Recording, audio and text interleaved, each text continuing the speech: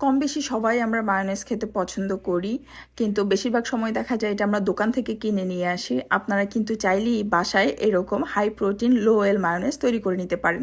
সেজন্য প্রথমে আমি একটা ব্লেন্ডারের মধ্যে দিয়ে দিলাম 2টো সেদ্ধ ডিম, তারপর এখানে আমি দিয়ে দিব 2 চা চামচ গুঁড়ো দুধ, তারপরে দিয়ে দিব আমি 1/4 চা চামচ লবণ, তারপর দিয়ে দিলাম 1 টেবিল চামচ ভিনেগার, 2 চা চামচ চিনি, তারপর দিয়ে দিলাম 1 চা চামচ ঘি। এটা অপশনাল, আপনারা চাইলে নাও দিতে পারেন, বাট দিলে ফ্লেভারটা খুব ভালো আসে।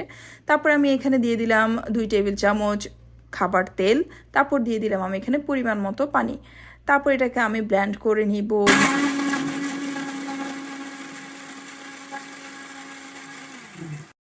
আমি এটা 2 মিনিট ব্লেন্ড করে নিয়েছি। ব্লেন্ড করে নেওয়ার পর আমার মায়োনেজটা এইরকম পর্যায়ে আছে। এটাকে আমি আরও 1 মিনিট ব্লেন্ড করে নিব।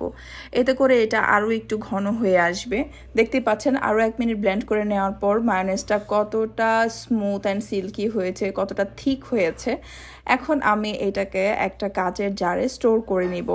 আপনি যদি 10 দিন 15 দিনের জন্য বা আরও বেশি সময়ের জন্য মায়োনেজ স্টোর করতে চান, তাহলে অবশ্যই কাচের পাত্রে স্টোর করার চেষ্টা করবেন। এতে করে মায়োনেজটা কিন্তু খুবই ভালো থাকবে।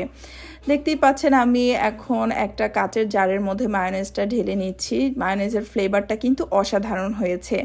আপনারা যদি চান আপনারা এভাবে বাসায় মায়ো তৈরি করে স্টোর করে নিতে পারেন। এটা হেলদি এবং হাই প্রোটিন মায়োনেজ, যেটা বাচ্চাদের জন্য খুবই ভালো। নেক্সট টাইম দেখা হবে অন্য কোনো রেসিপি নিয়ে। সেই পর্যন্ত বাই বাই।